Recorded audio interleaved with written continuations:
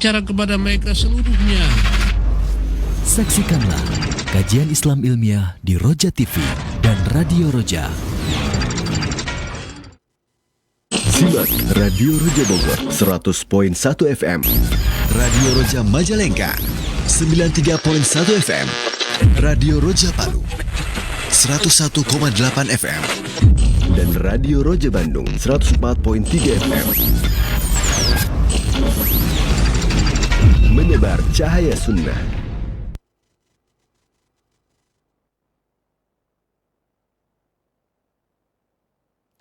Assalamualaikum warahmatullahi wabarakatuh. Alhamdulillah wassalatu wassalamu ala rasulillah nabiyina Muhammadin wa alihi wa sahbihi aman wa ala khawba'ad. Ikhwatal Islam rahimani wa rahimakumullah, sahabat Roja, pemerhati Roja dimanapun saat ini Anda bisa menyimak siaran kami. Bagaimanakah kabar Anda di kesempatan pagi hari ini? Teriring doa dan harapan, semoga Allah senantiasa melimpahkan taufiknya, rahmat, hidayah, keberkahan, kesehatan, serta kemudahan dalam setiap urusan kita. Dan tak lupa kita senantiasa memuji seraya bersyukur atas segala nikmat yang Allah telah limpahkan pada kita semuanya. Salawat dan salam semoga terlimpahkan dan tercurahkan kepada Nabi kita, Nabi Muhammad sallallahu alaihi wasallam, untuk keluarganya, untuk para sahabatnya, dan seluruh pengikutnya hingga akhir zaman nanti. Senang sekali kami dapat hadir kembali pada kesempatan Rabu pagi hari ini guna menghadirkan program bimbingan dan kajian ilmiah yang akan disampaikan oleh guru kita, Ustadz Abu Fairuz Ahmad Ridwan LC Hafidhallahu Ta'ala. Langsung kajian ini kami hadirkan dari studio mini di Kota Batam, dari lanjutan pembahasan kitab Bahjatu Qulubil Abrar. Seperti apa dan bagaimana, simak kurang lebih 1 jam ke depan kajian ini. Dan untuk Anda yang bertanya silakan di 0218236543. Anda bisa menghubungi kami via telepon maupun pesan singkat WhatsApp. Selanjutnya kita akan segera menyimak kajian ini. Kepada Ustaz kami persilakan, faliyatafadhal mashkuran ya Ustaz. Khairan. Bismillahirrahmanirrahim. Alhamdulillahi rabbil alamin wal aqibatu lil muttaqin. Fala udwana illa 'alal zalimin. Asyhadu an la ilaha illallah wahdahu la syarika lah, al-malikul haqqul mubin, wa asyhadu anna Muhammadan abduhu wa rasuluhu as-sadiqul wa'dil amin. Amma ba'du, rabbi shrah li sadri wa yassir li amri wa hlul 'uqdatam min lisani yafqahu qawli. Para pemirsa yang dimuliakan oleh Allah Subhanahu wa taala, pemerhati Roja, para pendengar Roja dimanapun Anda berada, senang sekali pagi hari ini kita dapat kembali berjumpa dalam kajian kitab Bahjatu Qulubil Abrar, hadis-hadis pilihan yang ditulis oleh ulama besar Syekh Abdurrahman bin Nasir As-Sa'di rahimahullah. Dan pada kesempatan kali ini kita telah tiba kepada hadis yang ke-93. Ya, hadis yang berkaitan tentang bagaimana syuknya seorang hakim pemutus perkara. Bagaimana kondisi dia ketika memutuskan perkara.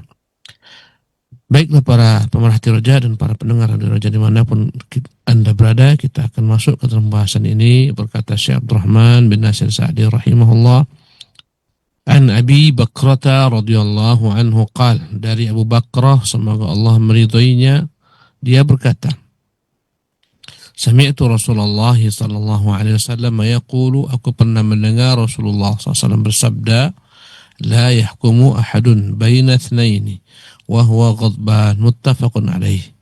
Janganlah seseorang memutuskan perkara yang diperselisihkan antara dua orang dalam keadaan dia marah.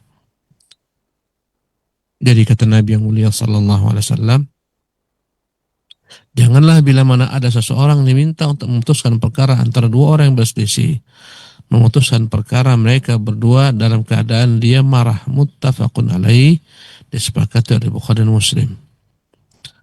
Para pemirsa yang dimuliakan oleh Allah Subhanahu wa taala, dalam agama kita ini, ya, bila mana ada perselisihan, maka perselisihan tersebut akan diputuskan oleh al-hakim, ya, diputuskan oleh pemimpin atau yang ditunjuk oleh pemimpin, ya, majelis hakim di negeri kita. Bila mana ada perkara tak selesai antara masyarakat, mereka mengadu, maka hal ini akan diputuskan kelak oleh oleh hakim, majelis hakim. Tentunya dengan mengumpulkan segala macam bukti-bukti, ya. Kemudian mereka semuanya didatangkan, dipanggil, didengarkan apa yang mereka katakan. Nanti hakim memutuskan perkara, yang memenangkan yang satu daripada yang lain, atau berdamai dan semacamnya. Maka seorang hakim itu ketika memutuskan perkara wajib kondisinya dalam keadaan normal, stabil. Janganlah dia memutuskan perkara dalam keadaan dia sedang marah besar. Ya, karena orang yang sedang marah ketika itu tak terkontrol kondisinya.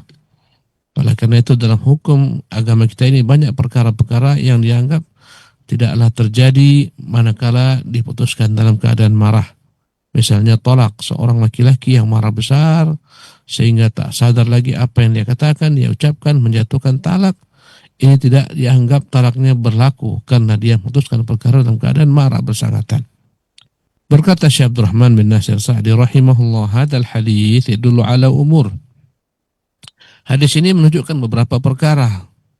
Ahaduha, yang pertama, nahal hakim nuhiyal hakimu bainan nas an yahkuma fi kulli qadiyatin muayyanatin baina itsnaini wa huwa ghadban. Dilarang seseorang hakim memutuskan antara perkara manusia, antara perkara yang berselisih, antara manusia yang berselisih dalam segala macam bentuk perkara-perkara, masalah-masalah. Ya, antara dua orang atau antara dua kelompok dan semacamnya, sementara dia dalam kondisi marah, wa huwa ghadban. Sawa'un kana dzalika fil qadaya ad-diniyah aw dunyawiyah. Segala macam bentuk perselisihan yang berkaitan dengan perkara-perkara apapun juga, mau perkara duniawi, perkara agama, ya. Semuanya bila mana diputuskan wajib sang hakim dalam keadaan stabil, bukan dalam keadaan dia marah.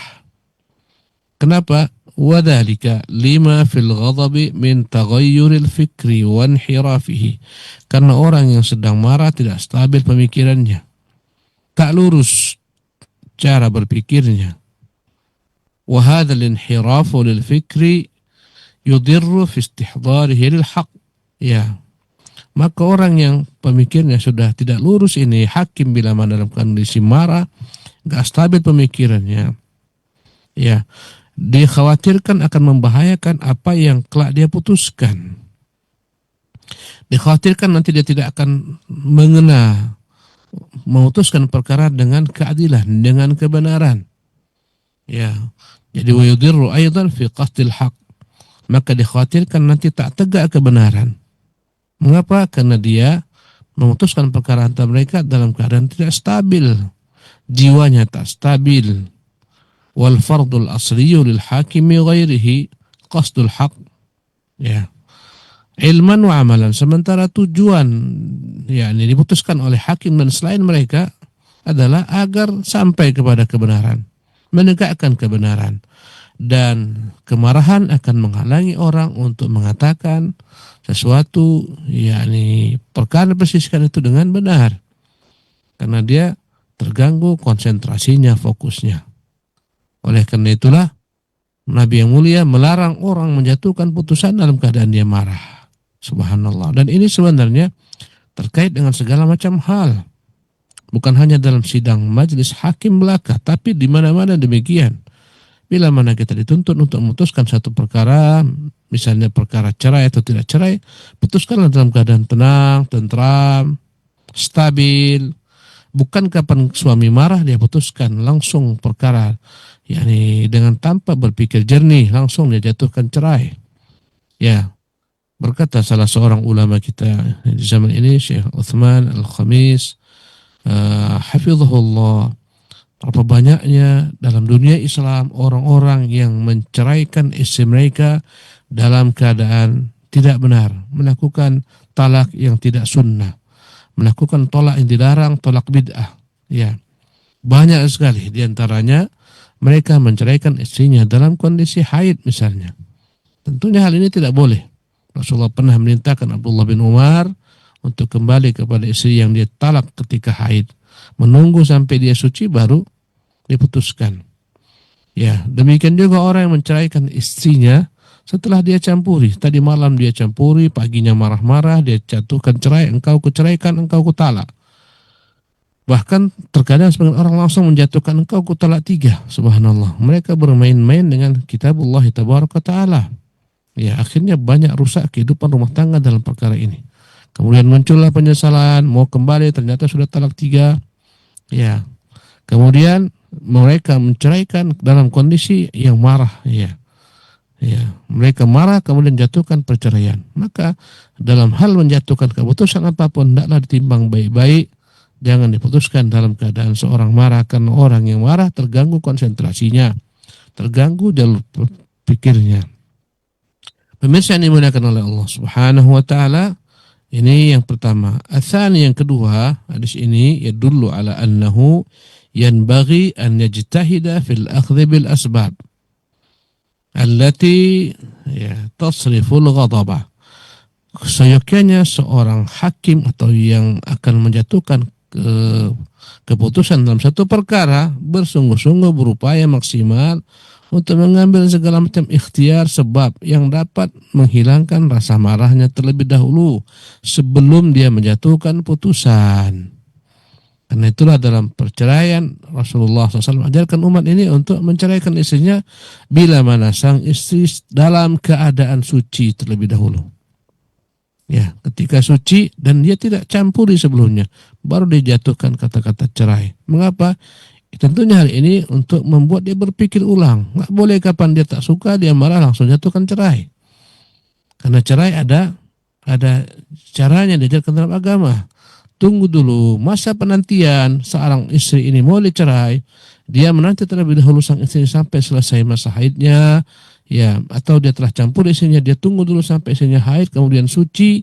Ya, ini adalah jangka waktu yang cukup bagi dia untuk menjernihkan terlebih dahulu pemikirannya agar dia menjatuhkan cerai tersebut dalam keadaan dia sadar, dalam keadaan yang stabil, normal, bukan dalam keadaan marah-marah. Ya, dan ini berlaku dalam segala hal. Ya, hendaklah engkau jatuhkan keputusan dalam keadaan engkau stabil. Ya, tidak dalam keadaan marah. Berkata Syekh Abdul Rahman, hendaklah dia berupaya untuk mencari sebab-sebab atau jalan cara agar dapat mengontrol kemarahannya. Atau tukhaffifu, atau membuat kemarahannya menjadi lebih ringan. Bagaimana jalannya? Minat takhalluqi bil hilmi was sabri. Hendaklah dia tidak tergesa-gesa dalam memutuskan perkara, hendaklah dia sabarkan dirinya terlebih dahulu. Ya. Dalam agama kita ada sifat namanya al-hilm wal anat. Ini adalah merupakan dua sifat yang mulia, sangat terpuji. Lemah lembut, bijaksana, tidak tergesa-gesa. Ya. Karena yang namanya tergesa-gesa itu biasanya hasilnya tidak akan maksimal. Bahkan Nabi mengatakan al-ajalatu minasyaitan. Ketergesa-gesaan itu sendiri itu datangnya daripada syaitan. Ya. Dalam segala bab kita dilarang tergesa-gesa. Ya, dalam berlalu lintas misalnya, kau tergesa-gesa, dikhawatirkan kau akan kecelakaan, ya, terjadi kecelakaan lalu lintas, jangan tergesa-gesa. Ya. Biarlah pelan asal engkau selamat. Ini konsepnya. Dalam agama kita ada namanya al-hilmu wal anatu. Ada salah seorang sahabat ketika dia datang dengan rombongan-rombongan kawan-kawannya, ya, menemui Nabi yang mulia sallallahu alaihi wasallam dari perjalanan panjang. Kawan-kawannya langsung datang menemui Nabi dari perjalanan panjang. Tentunya ketika mereka menemui Nabi, kondisi mereka ya berdebu dan semacamnya karena perjalanan jauh. Tapi laki-laki ini al-Ashad namanya. Dia enggak langsung menemui Nabi SAW. Dia terlebih dahulu pergi, ya, mencari tempat mandi. Dia mandi terlebih dahulu, dia ganti baju musafirnya, dia pakai pakaian terbaik, pakaian yang bagus, wangi, harum. Kemudian dia datang menemui Nabi SAW. Ya, dan dia datang belakangan, sementara kawan-kawannya sudah bubar. Maka Nabi yang mulia SAW bertanya, mengapa engkau datang terlambat? Dia katakan, ya Rasulullah, aku dalam keadaan tak nyaman berjumpa denganmu. Iya, setelah perjalanan panjang, maka aku ingin agar berjumpaimu dalam keadaan yang fresh. Dia mandi lebih dahulu, pakai pakaian yang baik, kemudian datang menjumpai Nabi SAW.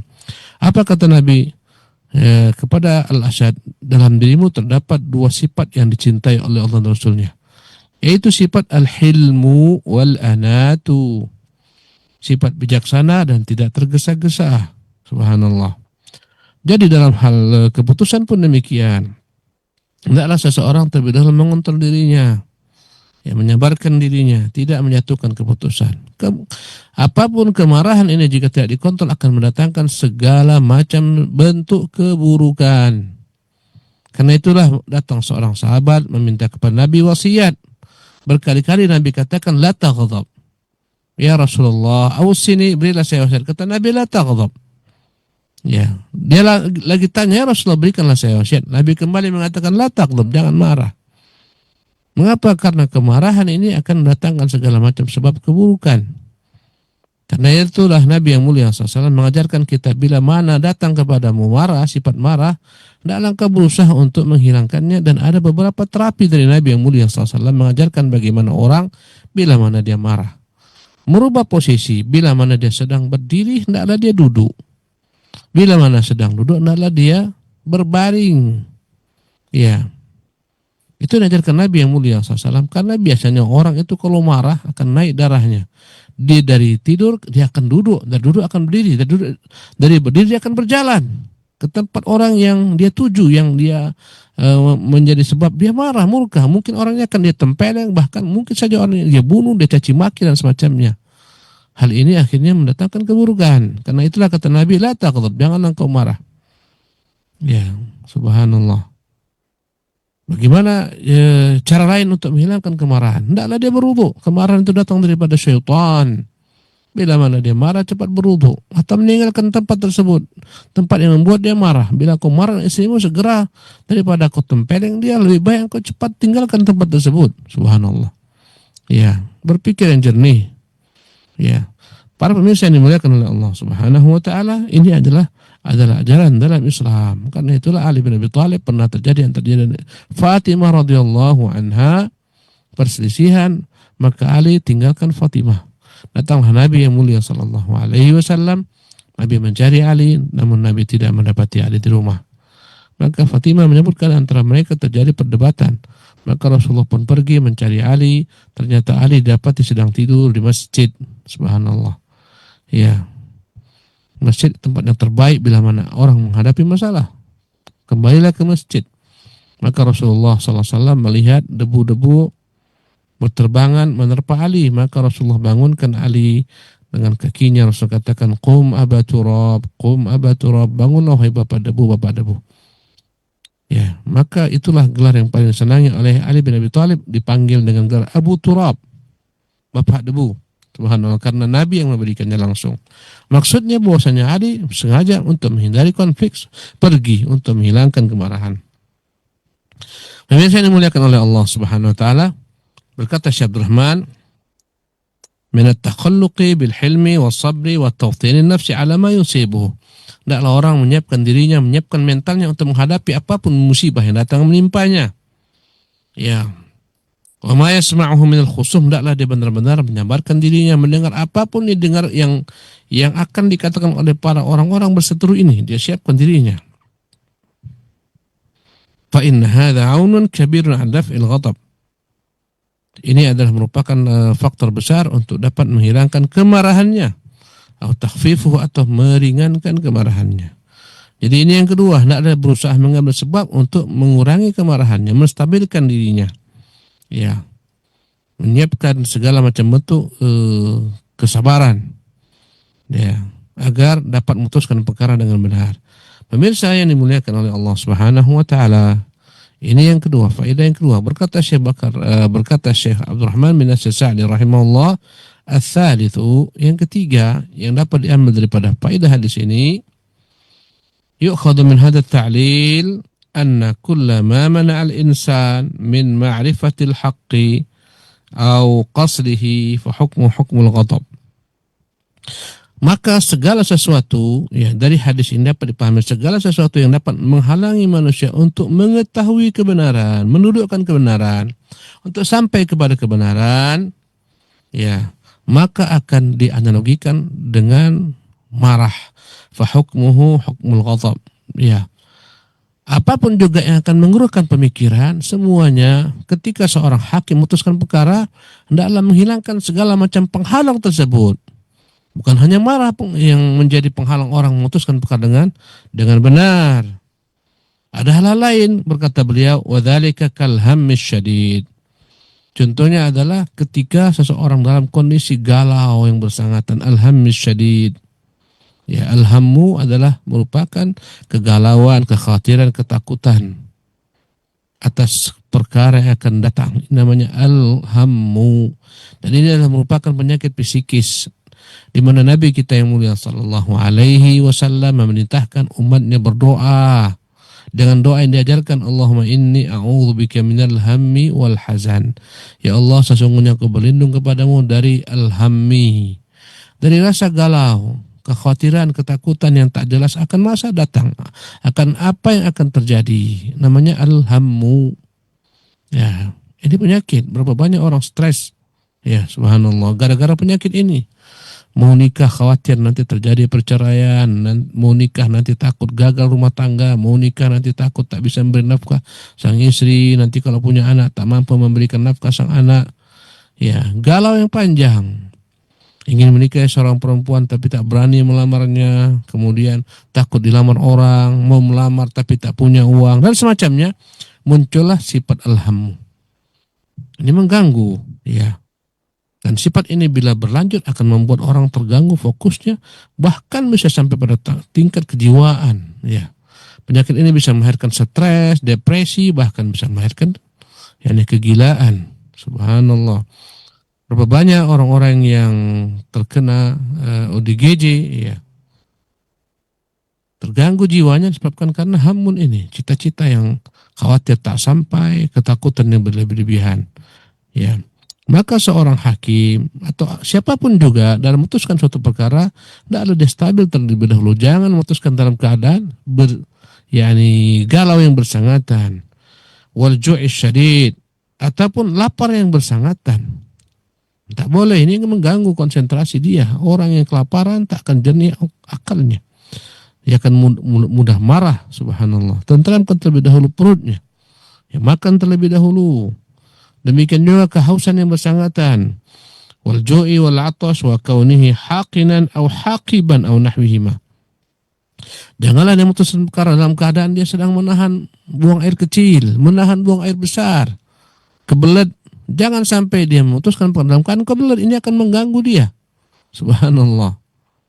Kebelet mau kencing, kebelet mau buang air besar ke belakang, ini semuanya adalah perkara-perkara yang akan mengganggu fokus. Karena itulah bahkan dalam salat pun dilarang seseorang itu salat dalam keadaan hatinya bercabang-cabang.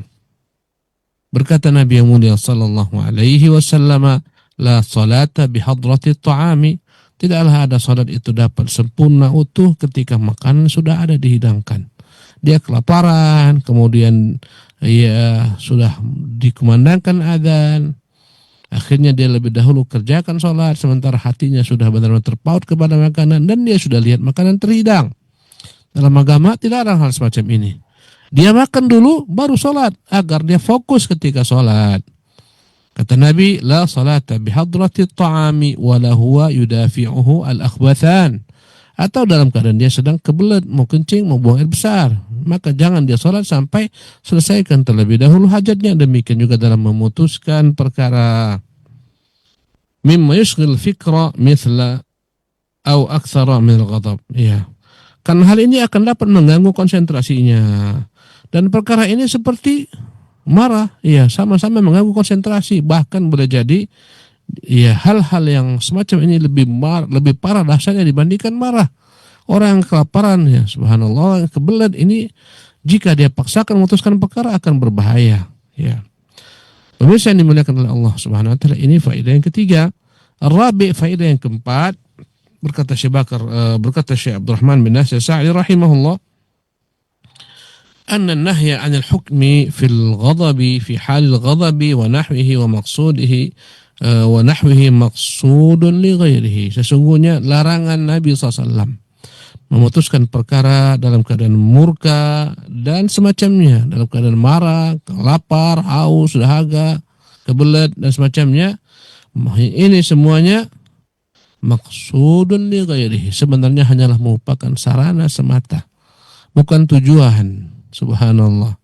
Tujuannya bukan itu, tujuannya agar dia memutuskan perkara dengan objektif. Itu tujuannya. Supaya objektif ini sarana harus terwujud apa? Fokus konsen. Jangan sampai terganggu konsennya. Wa huwa annahu yanbaghi lil hakimi an la yahkuma hatta yuhita ilman bil hukm syar'i kulli. Seseorang itu ingin menjatuhkan keputusan, hendaklah dia terlebih dahulu memiliki persepsi yang jelas. Ya. Sampai benar-benar dia telah sempurna meliput segala sesuatu yang berkaitan dengan apa-apa yang dipersiskan ini. Sempurna ilmunya, tidak setengah-setengah. Ya. Ini yang pertama. Model pertama harus sempurna ilmunya. Dia harus benar-benar mendatangkan segala macam saksi-saksi, bukti-bukti, mendengarkan daripada kedua belah pihak, menimbang dengan syariat, ya, mendudukkan perkara di atas syariat. Ya. Ini yang pertama.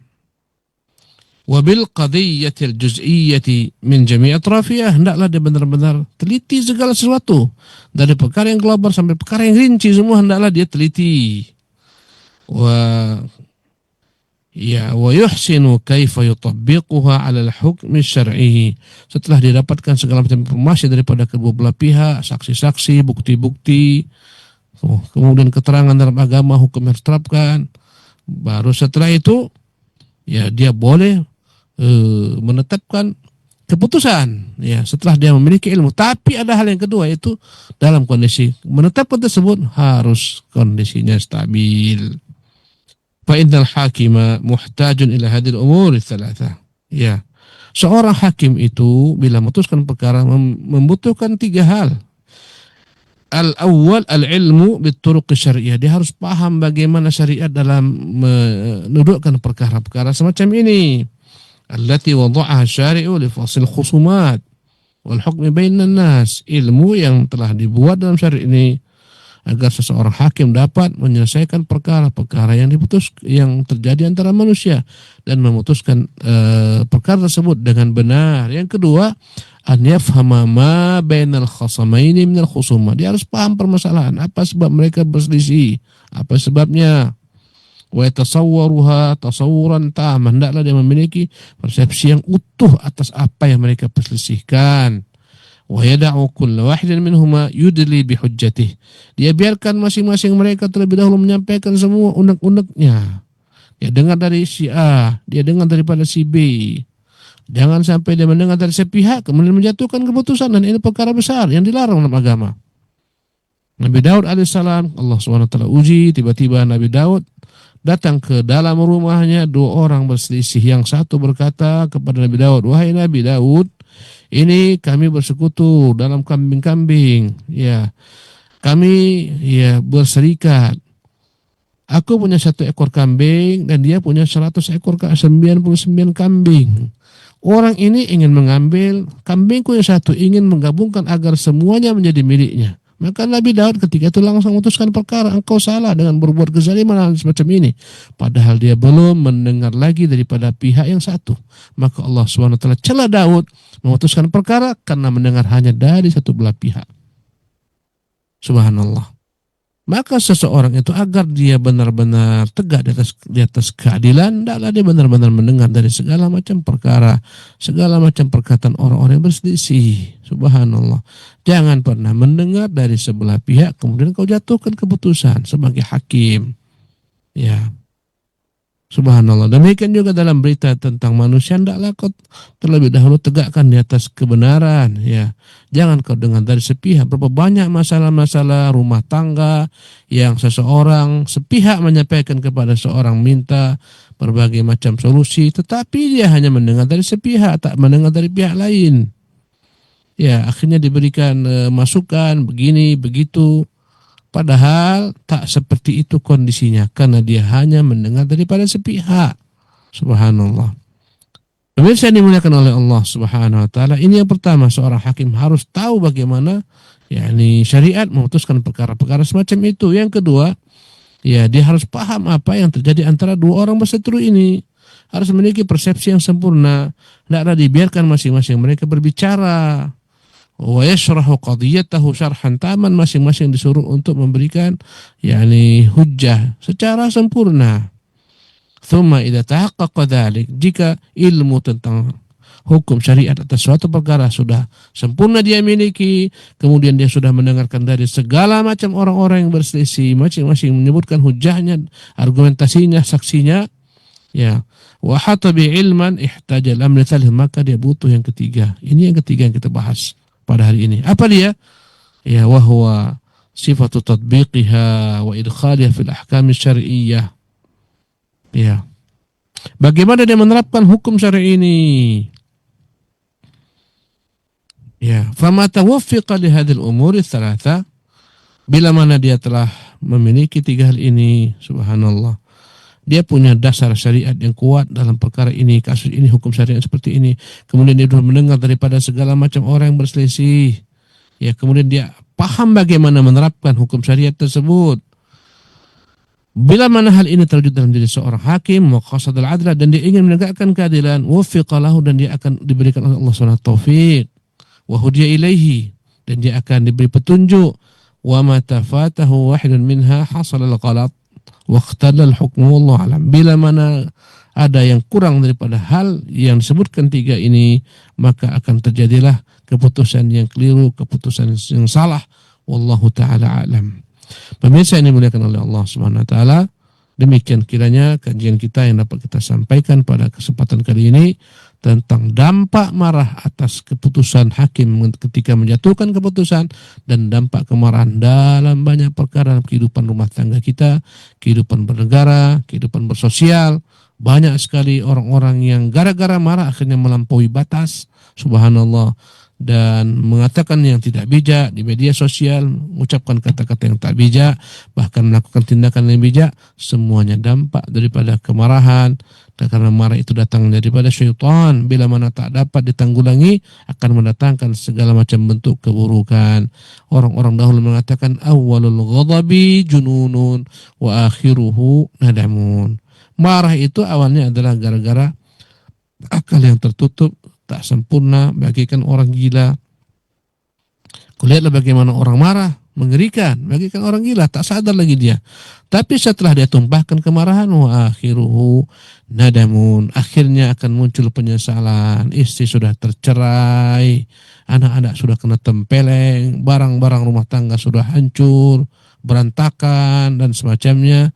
Inilah dampak daripada kemarahan yang harus dimanage. Wallahu tabaraka wa ta'ala alam. Semoga bermanfaat. Wa sallallahu wa sallam wa barak ala abdihi wa rasulih Muhammad, wa akhir da'wana alhamdulillahi rabbil alamin. Tafadhal. Nah, Ustaz, jazakallahu khairan wa barakallahu fikum. Terima kasih atas kesediaan Ustaz untuk kembali menyampaikan bimbingan yang sangat bermanfaat mengenai larangan memutuskan perkara dalam kondisi kita marah. Semoga Allah berikan kesabaran untuk kita semuanya di dalam menjalani kehidupan ini, agar menjadi kebaikan untuk kehidupan kita. Selanjutnya kami akan bacakan beberapa pertanyaan yang masuk dan berikan kesempatan untuk Anda yang menghubungkan via telepon. Assalamualaikum warahmatullahi wabarakatuh, Ustaz. Dari hamba Allah di Cilengsi yang bertanya, Ustaz, bagaimana kita menghadapi balita yang di bawah 5 tahun yang terkadang tantrum, terkadang marah, terkadang merepotkan ibunya. Dikala puncaknya dia marah, menangis, dan mengacak-acak lain sebagainya. Sebagai seorang bapak, sudah di tahap kemarahan yang tinggi, dia akhirnya menggunakan fisiknya seperti menyentil, menjewer, dan lain sebagainya. Nah, hal tersebut itu karena tidak bisa mengendalikan diri. Bagaimana cara yang tepat agar bisa bersabar menghadapi anak-anak kita? Silakan, Ustaz. Alhamdulillah, wassalatu wassalamu ala rasulillah, wala hawla wala quwata illa billah, ma ba'du. Para pemirsa dimuliakan oleh Allah Subhanahu wa taala, dalam kehidupan ini kita senantiasa diuji oleh Allah Subhanahu wa taala. Diuji dengan istri, diuji dengan anak, diuji dengan mertua, diuji dengan orang tua, diuji dengan tetangga. Subhanallah. Dan semua ujian tersebut membutuhkan kesabaran dalam menghadapinya. Wabashshirus sabirin, beritakanlah berita gembira bagi orang-orang yang sabar. Sabar mudah saya ucapkan, tetapi berat untuk menerapkan. Meskipun dia berat bukanlah mustahil, subhanallah. Ya, maka sabar ini adalah perkara yang paling utama dalam menghadapi segala macam ujian kehidupan. Ya, seorang anak yang menangis-nangis bagaimana disebutkan usia di bawah 5 tahun, tentunya dia menangis ada sebab.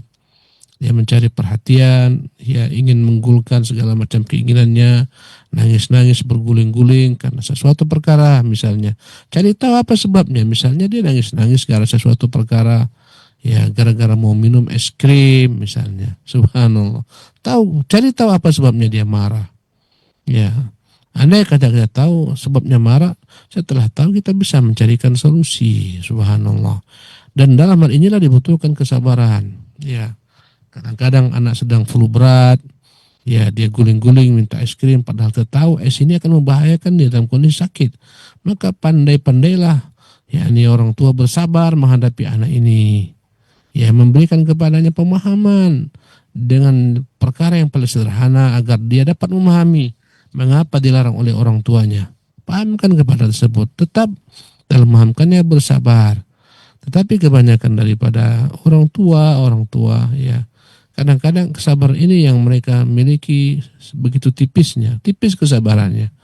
Melihat anak sudah berguling-guling, akhirnya dia marah, apalagi seorang ibu misalnya, anak marah memberontak apa yang ada di rumah, subhanallah, kadang membanting, melempar. Ketika itulah teruji kesabaran. Subhanallah, bila mana engkau menatap anak ini dengan tatapan orang dewasa, engkau tidak terima. Mengapa dia berbuat semacam ini, subhanallah. Akhirnya kau perlakukan dia dengan tidak benar, akhirnya mungkin kau tempeleng dia, kau cubit dia, ya kau pukuli dia, subhanallah. Bayangkan bila mana anak kadang-kadang karena kepolosannya, ketidaktahuannya, dia datang ke mobil orang tuanya begitu mulusnya, kemudian dia sayat pakai batu, Allahu Akbar. Dia buat di situ garis-garis, dia buat bacaan, dia gambar di situ gunung dan semacamnya, namanya anak-anak. Tentu ketika engkau melihat, orang tua melihat ini anak luar biasa, ya jahilnya, ya akan teruji kemarahannya. Kadang-kadang ada yang marah luar biasa, dia tempeleng sang anak, dia pukul anak dengan sekuat-kuatnya, akhirnya anak ini hilang mentalnya, subhanallah, jatuh mentalnya. Dikhawatirkan ke depan menjadi anak-anak yang bodoh, anak-anak yang dungu, karena banyak dimarahin. Bahkan kadang-kadang bisa membuat cacat fisiknya. Orang tua kadang-kadang subhanallah, memukul ya karena marah. Orang yang memukul karena marah bisa mendatangkan berbagai macam hal yang membahayakan, cedera dan semacamnya. Dalam Islam pemukul itu dibolehkan. Ya. Nabi yang mulia mengatakan, muru auladakum bis-salati wa hum sab'u sinin. Perintahkan anak-anak salat ketika berusia 7 tahun, perintahkan. Ya, tapi jangan dipukul kalau dia enggak salat. Wadribuhum bihi wa hum sinin. Pukul mereka ketika berusia 10 tahun. Tak salat pukul. Ketika memukul, hendaklah engkau memukul dalam rangka mendidik.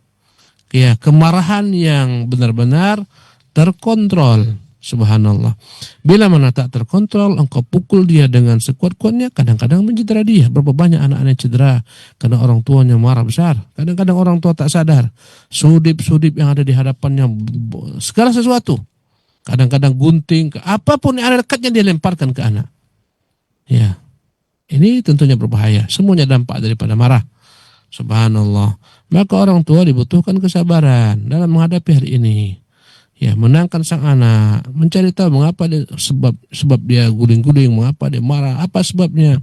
Ada yang kata misalnya gara-gara handphone, maka hal ini orang tua wajib dalam hal ini benar-benar memahamkan ke anak, ini handphone engkau tak boleh pakai dalam waktu yang lama, kan membahayakan dirimu, membahayakan matamu dan semacamnya. Pahamkan ke dia dan harus tegas. Marah tak harus memukul. Katakan ini enggak boleh, kau hanya dibolehkan sekian waktu untuk main handphone misalnya. Tegas dalam hal ini. Ya. Banyak orang-orang tua sekarang, ya mereka kurang kesabaran, kurang tegasnya. Akhirnya anak-anak mereka rusak dengan handphone, rusak dengan macam-macam. Wallahu tabaraka wa ta'ala a'lam. Nah, Ustaz, terima kasih atas nasihat dan jawaban yang sangat manfaat khususnya untuk penanya, dan semoga juga menjadikan tambahan ilmu untuk kita semua yang menyimak pada kesempatan kali ini. Berikut kami akan berikan kesempatan kembali, silahkan di layanan telepon 0218236543. 0218236543. Silahkan pertanyaan Anda. Halo.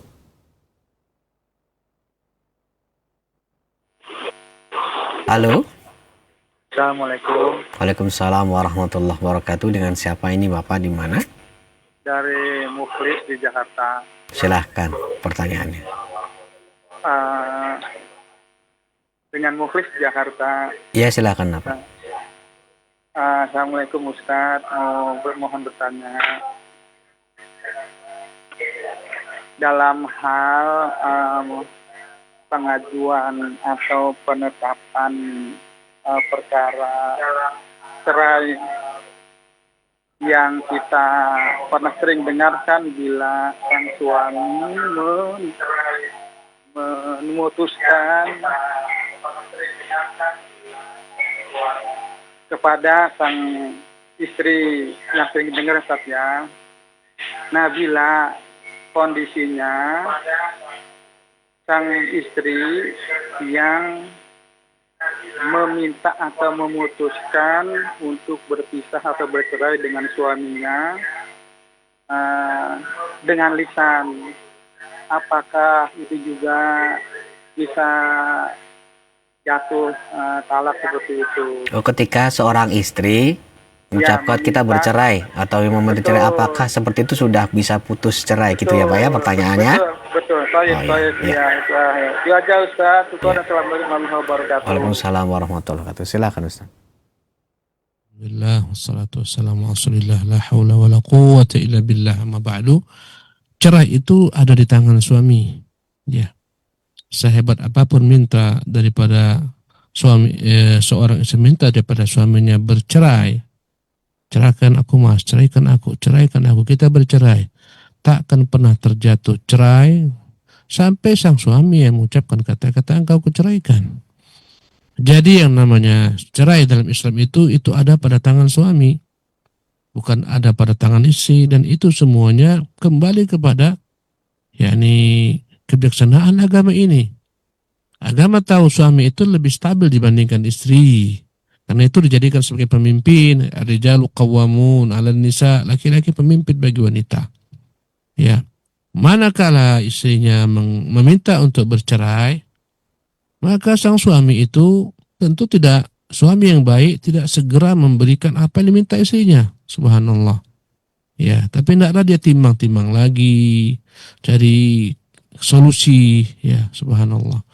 Tapi tidak akan pernah jatuh cerai daripada istri. Kalau suami istri mengatakan, bang kita cerai, mas kita cerai, itu nggak akan ada makna sama sekali. Sampai suami mengatakan, ya engkau kutala, ya engkau kuceraikan. Subhanallah. Baru dia akan jatuh talak. Dan dalam agama kita pun sudah tadi saya jelaskan, ada aturan main ketika kau ingin menjatuhkan cerai, bukan suka-suka pula. Tunggu terlebih dahulu, jangan ketika marah langsung jatuhkan cerai. Tunggu ketika engkau sadar, ketika engkau tenang, pikiranmu tak lagi kacau. Bahkan bila mana kau campur dia minggu lalu dan dia belum lagi haid, tak boleh kau jatuhkan cerai. Tunggu sampai dia itu haid terlebih dahulu. Ketika haid pun nggak boleh kau jatuhkan cerai. Tunggu sampai suci. Ketika suci, engkau jangan campuri dia, jatuhkan cerai ketika itu. Baru sah. Ya. Cerai itu yang dianggap cerai bid'ah, at-talaqul bid'i, manakala suami menjatuhkan cerai dalam kondisi istrinya haid atau dalam kondisi istri suci tapi sudah dia campuri sebelumnya, malam sebelumnya, 2 malam sebelumnya dicampuri, hari ini dia ceraikan. Ini nggak boleh. Subhanallah, dalam agama nggak boleh. Boleh jadi hasil apa yang kau lakukan dengan ini akan membuahkan anak. Subhanallah. Nanti dikhawatirkan bila mana jatuh cerai kau sembarangan, ya. Ini nanti akan diposisikan, anak ini punya siapa? Misalnya, subhanallah. Ya. Oleh karena itu pastikan dulu ketika engkau menceraikan dalam keadaan dalam keadaan dia suci yang tidak kau campuri sebelumnya. Boleh jadi ketika kau tahu dia hamil, kau batal untuk menceraikannya, kau kasihan karena dia punya anak daripadamu dan semacamnya. Subhanallah. Oleh karena itulah seseorang itu kalau istrinya minta cerai, jangan dia layani langsung, pikirkan dulu matang-matang. Ya, apa sebabnya? Cari tahu sebabnya. Perempuan seperti itu, berubah-ubah. Wallahi alangkah banyaknya perempuan minta cerai, setelah diceraikan suaminya nyesal. Subhanallah. Dan berapa banyak laki-laki pun demikian, menceraikan dengan sembarang, marah dia ceraikan, akhirnya nyesal. Ya, Allah musta'an. Setelah talak 3 nyesal, akhirnya ngadu ke sana kemari, gimana saya sudah jatuhkan talak 3. Sudah, kalau sudah aku jatuhkan talak 3, tak bisa kau kembali kepadanya. Hatta tangkiya zaujan ghairah. Tunggu dia dulu kawin dengan laki-laki lain. Tunggu sampai dia diceraikan, kau tunggu jandanya, baru kau kembali kepadanya. Itulah risikonya. Orang sekarang sembarangan dalam menjatuhkan cerai, suka-suka dalam menjatuhkan cerai, dan perempuan sekarang begitu mudahnya meminta cerai. Allah musta'an. Alangkah banyaknya permasalahan perceraian di peradilan agama kita, banyak luar biasa. Subhanallah. Karena orang tak pikirkan dampaknya. Kenapa demikian? Karena menjatuhkan dalam kondisi marah. Perempuan marah ketika itu minta cerai. Subhanallah. Runyam masalahnya. Jadi dalam peraturan agama kita ini, cerai itu akan jatuh bila mana dijatuhkan dalam kondisi yang tadi saya sebutkan, yang syar'i. Adapun cerai yang tidak syar'i, ulama berselisih apakah jadi atau tak jadi. Sebagian mengatakan jadi tetap. Subhanallah. Sebagian mengatakan tak jadi, tak dianggap karena dia menyelisih syariat, karena dia dianggap amalan bid'ah, maka amalan bid'ah tertolak. Di sini ada dua pendapat ulama dan masing-masing memiliki konsekuensi. Bila mana dikatakan jadi, maka terjadilah perceraian tersebut. Subhanallah. Ya. Bila mana sudah tahap talak 3 selesai, nggak bisa lagi bergabung dengannya. Ya. Oleh karena itu kita ingatkan kepada para suami, hendaklah berpikir lebih jauh ketika menjatuhkan perceraian. Tunggu dulu sampai tenang, tenteramkan hatimu. Tunggu sampai dia suci. Bila memang harus kau ceraikan, tunggu suci dia dulu. Jatuhkan ketika dia dalam keadaan suci yang tidak kau sentuh. Wallahu tabaraka wa ta'ala a'lam. Naam. Baik, Ustaz, jazakallahu khairan. Terima kasih atas nasihat dan jawabannya. Kami akan bacakan kembali dari hamba Allah yang bertanya, Ustadz, bagaimana kita sebagai seorang pemutus permasalahan atau kepala sekolah yang membawahi para guru, karyawan, dan para murid, di mana acap kali sering terjadi peristiwa-peristiwa yang membuat hati kita itu tidak habis pikir, kok bisa terjadi seperti ini. Dan kadang emosi ikut serta di dalam memutuskan perkara antara satu pihak dengan pihak yang lain. Bagaimana bersikap yang adil dan benar sebagai kepala sekolah untuk dapat memberikan keadilan di dalam memutuskan perkara. Silakan. Wassalatu wassalamu ala Rasulillah, la haula wala quwwata illa billah. Ba'du. Setiap pemimpin hendaklah menjadi pemimpin yang bijak. Untuk menjadi pemimpin yang bijak memang membutuhkan kesabaran yang luar biasa. Sebagaimana tadi kita bahas, ada 2 sifat yang harus dimiliki seseorang, al-hilmu wal-anat. Al-hilmu, lemah lembut, al-anat, tidak tergesa-gesa. Semuanya dia pikirkan dengan matang, dipikirkan baik-baik baru menjatuhkan keputusan. Ya. Apapun posisi Anda sebagai kepala sekolah, sebagai misalnya kepala divisi di suatu perusahaan, supervisor, pengawas, dan semacamnya, hendaklah Anda senantiasa menghadapi masalah dengan dingin kepala. Ya, memang begitulah ketentuan hidup ini, banyak sekali ujian. Ya, seorang kepala sekolah melihat mengapa terjadi semacam ini, mengapa anak ini seperti ini, mengapa guru semacam ini. Subhanallah. Kadang-kadang ya dia takjub, dia merasa aneh, merasa heran, dia tak sanggup, akhirnya dia marah. Kemudian dia jatuhkan keputusan. Oleh karena itulah wajib bagi setiap pemimpin itu benar-benar berusaha menjadi pemimpin yang ideal. Ia memanage kemarahannya. Hendaklah dia terlebih dahulu berusaha untuk mengatur kemarahannya agar ditempatkan pada tempat yang tepat, menjatuhkan hukuman dengan hukuman yang tepat. Subhanallah.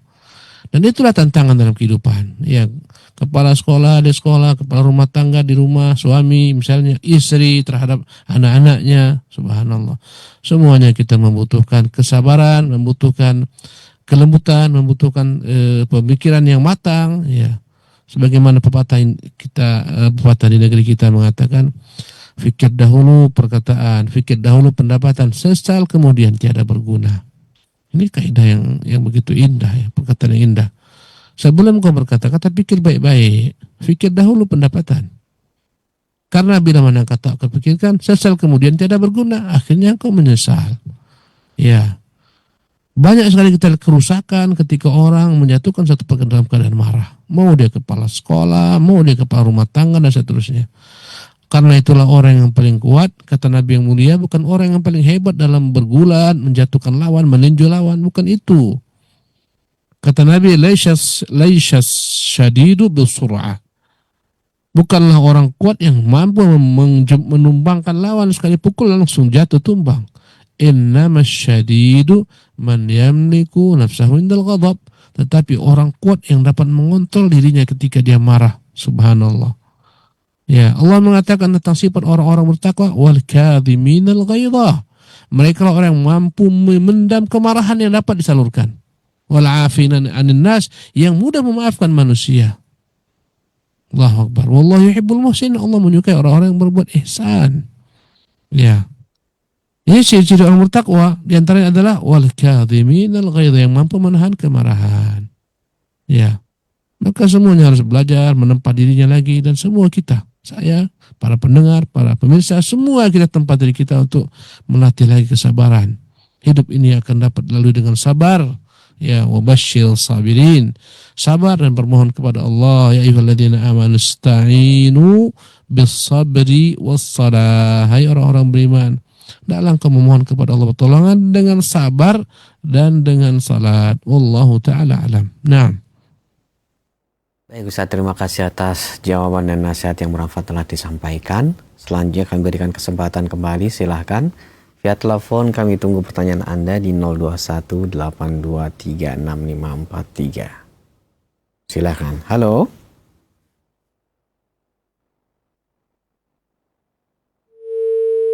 Belum terhubung. Atau pesan singkat Anda kirimkan di nomor tersebut juga di 0218236543.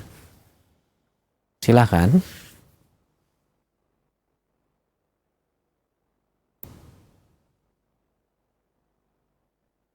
Selanjutnya kami akan coba sampaikan pertanyaan. Assalamualaikum warahmatullahi wabarakatuh Ustaz. Bagaimana kita menyikapi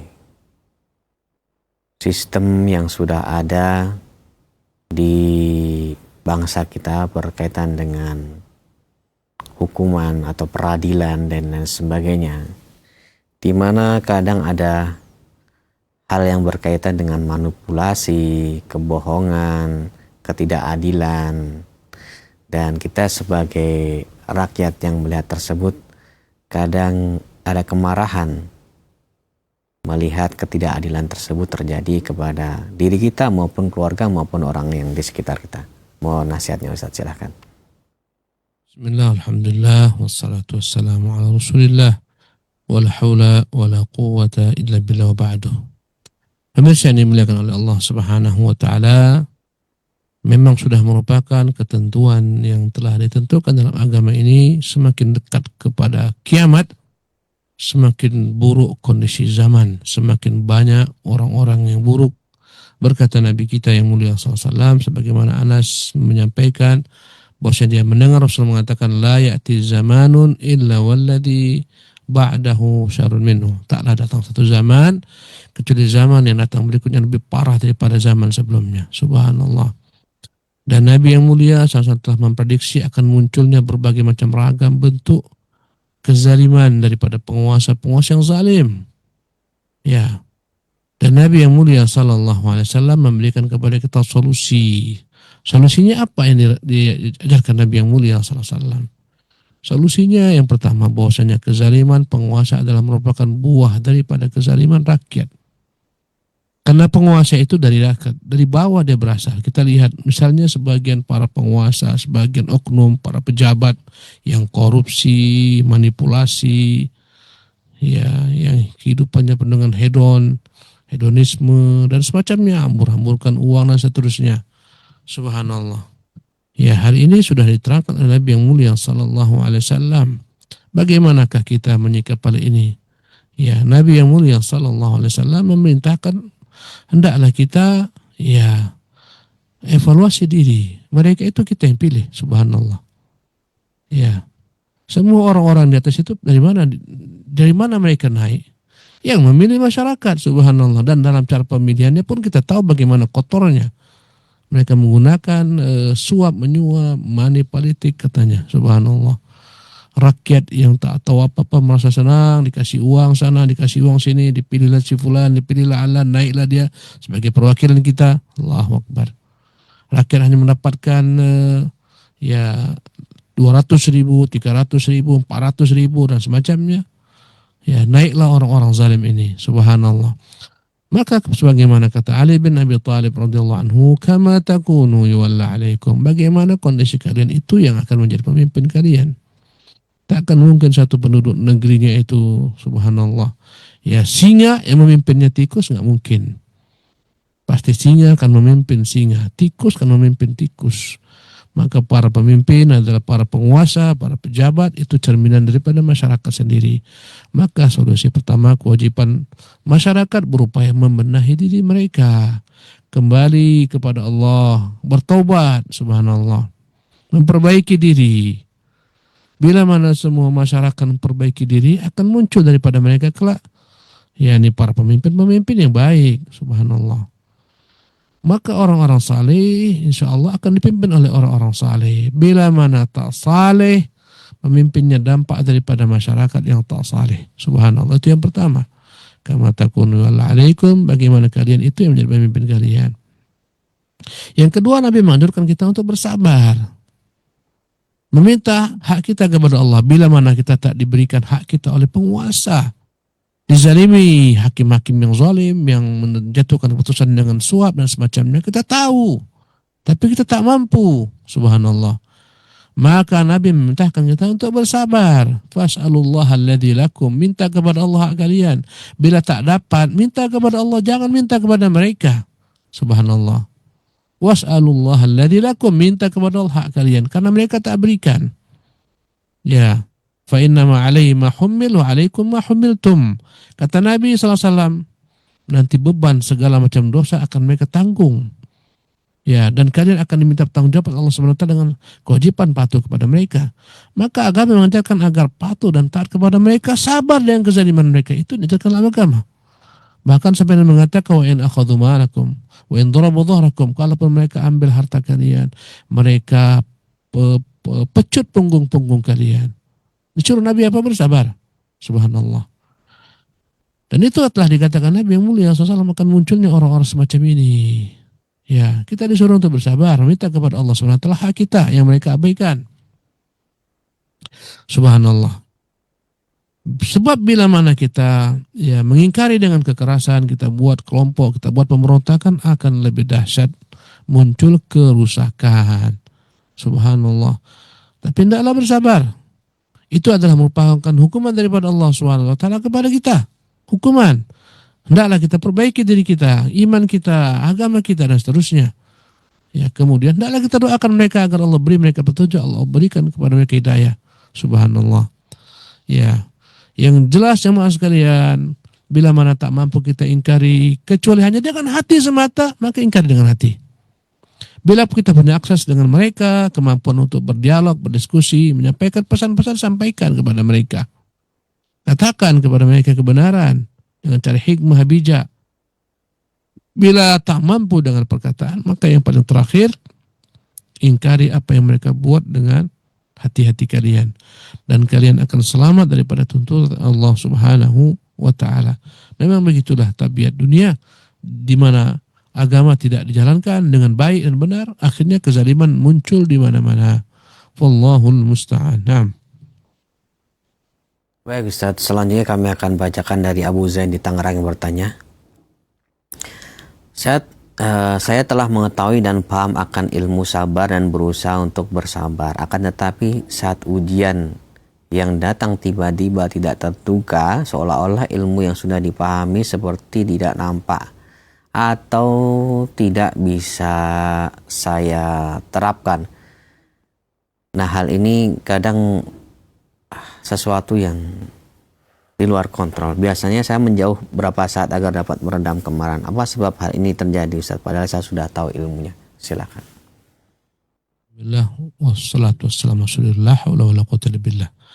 Ada dua perkara yang harus kita berupaya untuk Memilikinya pertama ilmu, tasawur yang benar, persepsi yang benar, al-ilmu. Ya, yang kedua adalah mengamalkan ilmu tersebut al-amal. Sebagian kita sudah paham ilmunya sebagaimana sang penanya bertanya, ilmu sudah tahu, nggak boleh marah dalam memutuskan perkara, nggak boleh kita tergesa-gesa, tahu, subhanallah. Ilmunya, ya, tetapi penerapannya tetap kebobolan, subhanallah. Ya, di mana salahnya? Salahnya adalah ketika kita belum mampu mewujudkan ilmu yang telah kita ketahui dalam bentuk amal, itu kesalahannya, subhanallah. Bagaimana solusinya? Tempah diri, berusaha terus. Bila mana kita sudah terlanjur salah, terlanjur kita marah, terlanjur emosi, gampang naik darah, gampang pitab dan semacamnya, perbaiki diri sendiri. Perbaiki. Kata Nabi, innamal ilmu bitta'allum wal hilmu bittahallum. Ilmu dengan belajar, ini persepsi yang benar. Kau tahu inilah ilmu yang benar dalam mendidik anak, inilah ilmu yang benar dalam menghadapi permasalahan, misalnya dalam memutuskan perkara. Engkau punya ilmu yang benar, persepsi yang benar. Kata Nabi, innamal ilmu bita'allum, ilmu dengan belajar. Ya, setelah itu yang kedua, wal hilmu bittahallum. Kelemah lembutan itu dengan berupaya ditempa, subhanallah. Kelemah lembutan ditempa, kebijaksanaan ditempa. Itu menempa diri, itulah yang namanya pengamalan ilmu, subhanallah. Ya, maka itu adalah tantangan untuk semua kita. Tantangan untuk saya pribadi, untuk para pemirsa, para pendengar. Engkau sudah punya ilmu, tinggal bagaimana engkau menerapkan ilmu tersebut. Bila mana kau sudah maksimal, sesekali terjatuh, ya, sisi-sisi kelemahan dirimu, kenaifanmu terjadi juga. Kadang-kadang kau emosi berlebihan, menjatuhkan keputusan dengan tidak hak, ya, dengan kemarahan dan semacamnya, kau timpakan kepada anakmu, istrimu dan semacamnya, kepada anggotamu. Ketika kau paham itu salah, sadar, segera engkau perbaiki. Ke depan berusaha untuk memperbaiki lagi. Minta maaf kepada mereka. Subhanallah. Wallahu tabaraka wa ta'ala alam. Naam.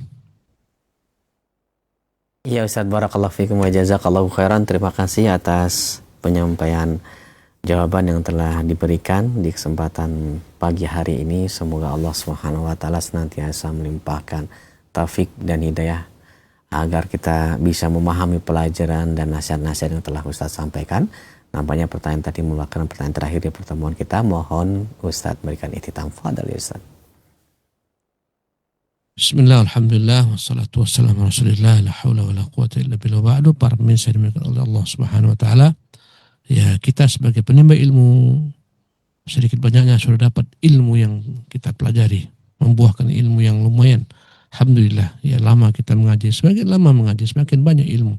Tiap hari kita mendengarkan hadis, mendengarkan ayat, mendengarkan perkataan para asatidzah, mendengarkan perkataan para ulama, membentuk satu keilmuan. Alhamdulillah rabbil alamin.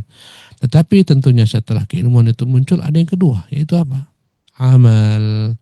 Berusahalah kita menerapkan apa-apa yang telah kita ketahui. Allah mencela kaum Yahudi karena mereka tidak mengamalkan ilmu yang mereka ketahui. Subhanallah. Karena itulah alangkah rusaknya orang-orang yang meniru kaum Yahudi. Punya ilmu tapi tidak diamalkan. Menyelesaikan ilmunya. Subhanallah. Dan Allah Subhanahu wa taala memberikan kepada manusia dua kekuatan. Al-quwatul ilmiyah, al-quwatul amaliyah. Yang sempurna adalah menggabungkan dua kekuatan tersebut. Al-quwatul ilmiyah wal-quwatul amaliyah. Subhanallah. Sempurna ilmunya, sempurna amalannya. Dia terapkan benar-benar ilmu yang dia ketahui. Ini yang paling sempurna. Sebagian orang sebaliknya, memiliki kekuatan ilmiah, tak memiliki kekuatan amaliyah. Ilmu banyak tapi amal kurang. Sebagian sebaliknya pula, memiliki kekuatan amaliyah yang luar biasa, beramal luar biasa tapi tanpa diiringi dengan ilmu. Lemah kekuatan ilmiahnya. Maka yang sempurna adalah orang yang menggabungkan kekuatan ilmiah dan kekuatan amaliyah. Yang paling parah adalah orang yang tak memiliki dua-duanya. Tak ada kekuatan ilmiah, apalagi amaliyah. Ini yang paling binasa. Ya, jadi ada empat tipe manusia. Pertama adalah menggabungkan ilmu dan amal. Yang kedua, hanya ilmu tanpa amal. Yang ketiga, hanya amal tanpa ilmu. Yang keempat, tidak ilmu, tidak amal. Inilah serusak-rusaknya manusia. Demikian. Wallahu ta'ala alam wa sallallahu sallam wa barak ala abdihi rasul Muhammad wa akhiru da'wana alhamdulillah rabbil alamin. Wassalamualaikum warahmatullahi wabarakatuh. Waalaikumsalam warahmatullahi wabarakatuh. Jazakallahu khairan wa barakallahu fikum. Kami ucapkan terima kasih atas kesediaan Ustadz untuk kembali menyampaikan bimbingan dan pelajaran yang bermanfaat dari sebagian pembahasan kitab Bahjatu Qulubil Abrar ini. Semoga Allah Subhanahu wa taala berikan taufik, rahmat dan keberkahan untuk kita semuanya, khususnya Ustadz diberikan kesehatan, rahmat, taufik, hidayah dan keberkahan, sehingga kita juga diberikan kesempatan untuk mengambil ilmu dari Ustadz di kesempatan Rabu pagi yang akan datang. Jazakumullahu khairan kepada pemirsa dan pendengar Radio Roja dimanapun Anda berada. Semoga Allah Subhanahu wa taala pertemukan kita di program yang berikutnya. Kami yang bertugas mohon maaf apabila ada kekurangan dalam menghadirkan program acara ini. Kami akhiri, subhanakallahumma bihamdika asyhadu an la ilaha illa anta astaghfiruka wa atubu ilaik. Wassalamualaikum warahmatullahi wabarakatuh.